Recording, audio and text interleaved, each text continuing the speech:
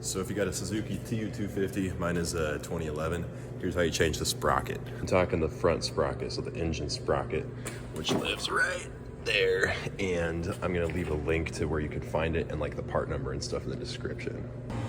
You're gonna wanna locate these screws. These guys are 7mm. So these are pretty easy to get out. I recommend turning them left. If you turn them to the right, it's a lot harder to get them out, but left should get you good. And then when you're done, I like to keep all the screws in their respective housing because they're all different sizes. So I'm just gonna set this off to the side here and check this out. Here's my old sprocket. It's a little on the worn side. Let me grab my flashlight here. See how thin those are?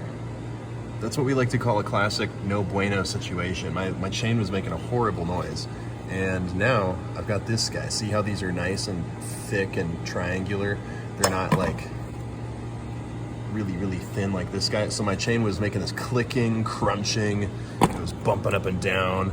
I even took a slow motion video of it. It's just horrible, horrible. So we're gonna fix that. Notice how you've got this diabolical washer right here.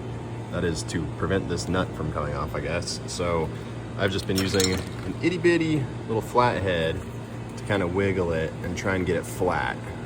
There's probably a better way to do this, but I don't have internet down here, so figure it out.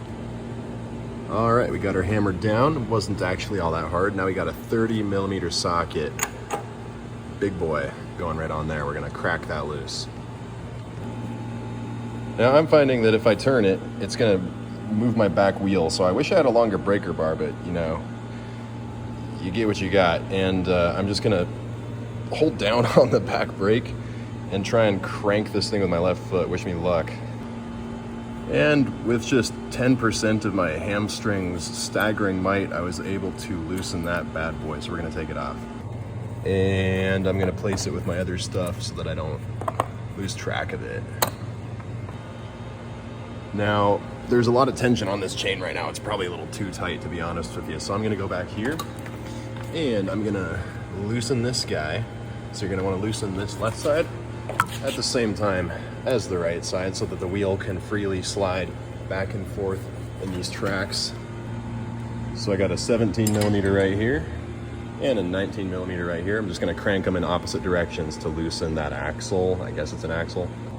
All right, that has been loosened. Now I'm gonna loosen first this guy using my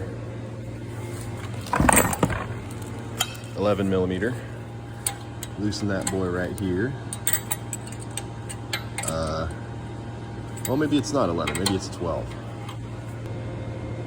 I just used a crescent wrench. So this guy, and then we're gonna wanna loosen this guy. What is that one? Looks like it is a 12, so I'm loosening this. And as I loosen it, you can see that chain developing some slack. Ooh, wiggly. So now it's gonna be easier to get that boy out. I'm gonna go ahead and loosen this other side too, just for good measure. Okay, I'm gonna throw the back part of the bike on a stand so that I can get the chain off now that the chain is loose. So you're gonna put the kickstand up, throw it in neutral so that you can actually move the wheel. Keep your hand and fingers away from this. I'm just doing this to move it. And you're looking for the master link. Now let's take a look and see if we find the master link here.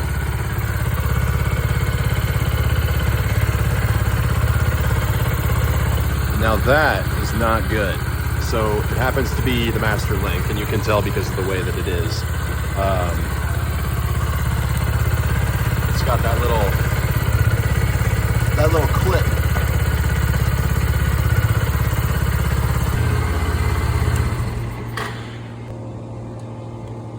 Let's get that out of the way and see what we're working with here. So that's probably what's causing all my noise.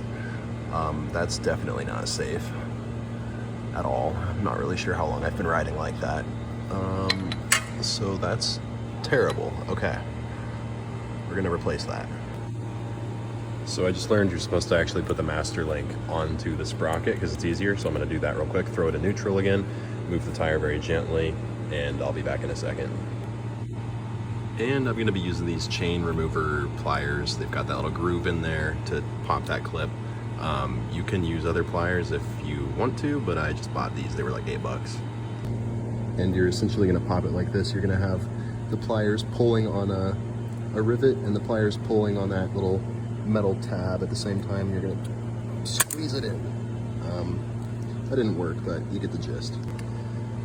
So that was harder than it looked. I might not even have the right pliers, but I just got pissed and I broke it instead. So that's how you do that.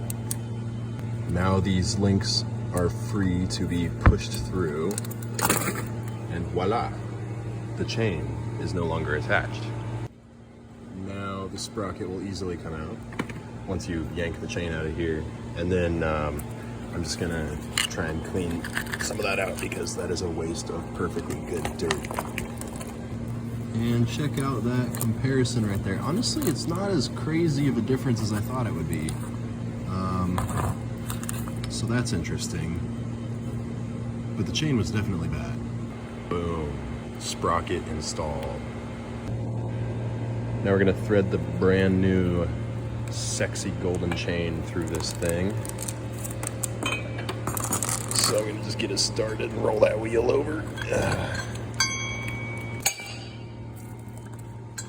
It's a little harder than it looks. Doing this one-handed. Oh, the sacrifices you make for social media fame. Okay, there we go. Now it's probably really tempting to put the chain under and do like a cool figure 8 pattern with your chain. Don't really recommend. That might send you backwards. I don't even know what that would do. You're gonna wanna actually thread it through this part instead.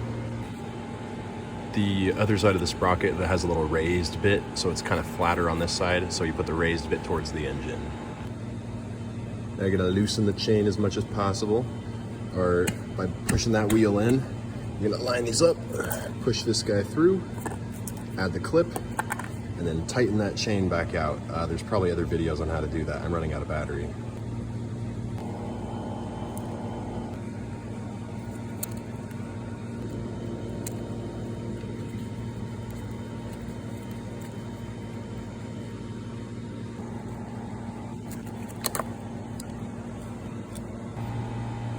And tighten it back up and lock these guys and reinstall that. You're done. Don't forget to add this back as well as the nut. Fold the edge up again, torque to spec, and then add that plate. Now you're done. Make sure that the chain is tight, like the lines here are lined up so the wheel isn't off kilter, and then make sure that the play is between whatever the manufacturer recommends, right in the middle here, between, I think it's like 0.4 to 0.8 inches or so. Just look up the service manual for that part. There we go.